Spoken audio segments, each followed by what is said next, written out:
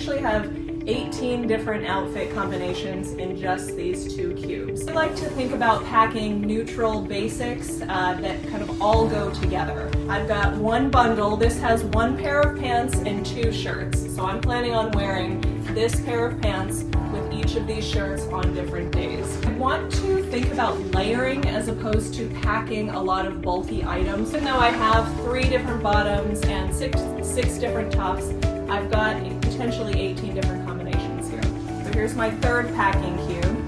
This has my exercise clothes and my sleeping clothes, and I've packed those in bundles as well. A travel steamer can also just sort of help like freshen up things I'm going to wear a second time. So I do travel with the steamer. There are frequently irons and steamers in hotel rooms, so